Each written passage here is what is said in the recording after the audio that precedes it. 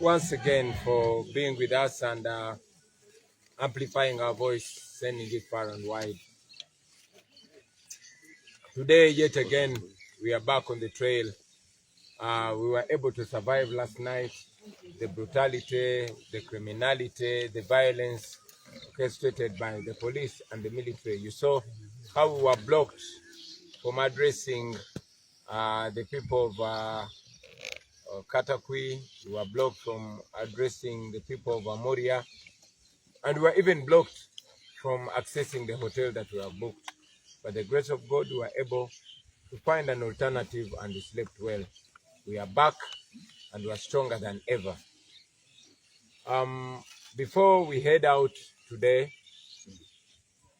I thought it's important for me to comment on the following.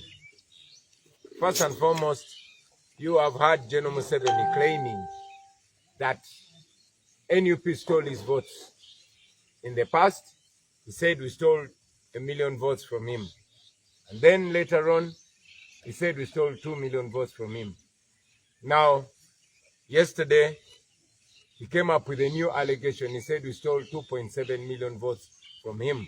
Imagine a person who is supposed to be head of state claiming that we stole 2.7 million votes from him from Kampala. Kampala, which has only slightly above 1.2 million voters. So that shows you how detached and how deranged this old man is. And in any case, Mr. Museveni, if you say your votes were stolen, and we say our votes were stolen, therefore the more reason for all of us to agree that people must protect their votes. Therefore, you should not interfere with the rule of law, you should not interfere with the Presidential Elections Act, and you should not interfere with the Constitution. Like we've said numerously, that Article 31 of the Presidential Elections Act provides that the people of Uganda have every right to guard their election. They just need to stand only 20 meters away from the voting table. And that is what we continue to call upon our people to do. After voting, don't leave. Stay there peacefully, non-violently, and in a very orderly manner, but observe the election. We are calling upon the citizens of Uganda to actively participate in the voting process, in the election process, voting and protection of the vote. There's nothing illegal about that. I saw Museveni's son coming out to intimidate the people. It's unfortunate that now Museveni's son, Muhoozi, has made himself the spokesperson of the Electoral Commission. Mr. Byabakama is completely silent on this matter. Just like it was in 1980, the military is trying to take over the election process, which the people of Uganda must not accept, because every time the election process is usurped by the military, you have seen the consequences.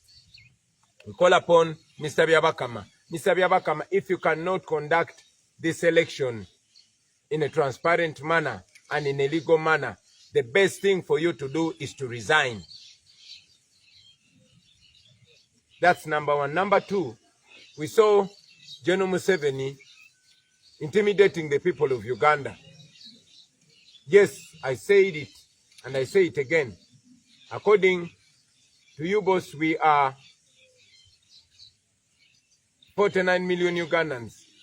And that number is highly, highly contested because so many of us were not even counted.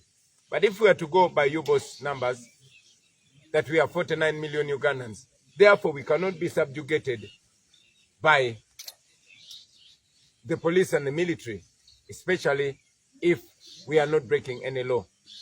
General Museveni said that every police officer and every soldier is going to be having 120 bullets, thereby suggesting that they can kill the people of Uganda. In fact, Museveni was inciting the police and military against the people of Uganda. My message to you, the police officers, the soldiers, this man is old and is living, and you are there. And you know that according to the human rights law, you will be personally liable for any gross human rights violation. The people that Museveni is telling you to kill, those are your brothers, those are your sisters, those are your in-laws, those are your age mates, those are people of your generation, those are your fellow citizens. So I advise you not to listen to an old and wasted man who has no respect for human life whatsoever. It should not be the voice of a leader inciting the military and police against the people of Uganda, especially if they are non-violent. I must reassert it that we have not encouraged any citizen of Uganda to behave in an unconstitutional and in an illegal manner. No.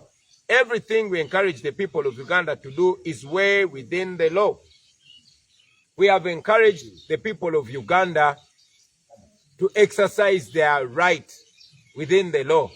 And we have quoted Section 31 of the Presidential Elections Act, which gives the people of Uganda the right to observe the election in a non-violent and legal manner. We have also quoted the Constitution in case they try to subdue the voice of the people, in case they try to steal the election. The people of Uganda have every right to stand against that.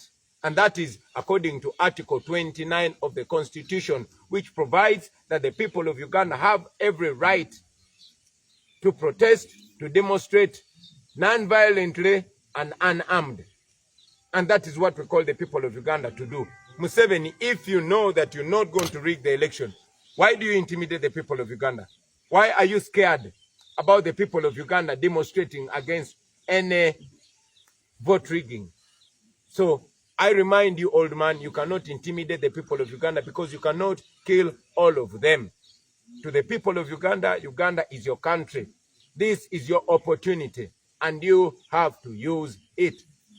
Opportunity is one thing that is ironical, especially to you, the young people. Opportunity is something that you, in most cases, see only in hindsight. In most cases, we only see opportunity after it has passed. And we realize, oh, that was an opportunity. But in opportunity, always in its current state, it seems and appears like a risk. So don't look at this as a risk. Look at it as an opportunity. Opportunity for you to legally, non-violently, and morally stand and assert your right. If we do that as the people of Uganda across the country, we are going to liberate our country, and Uganda will never be the same again. Now, we are heading to Selere. From Selere, we'll come back to Soroti district, and we shall have our final rally in Soroti town. We continue to be disciplined. We continue to be non-violent, although the police and military behaves in an unlawful manner. I encourage all of you to keep your cameras running. Keep your cameras busy, because your camera is our biggest asset. I thank you for God and my country. Moving time.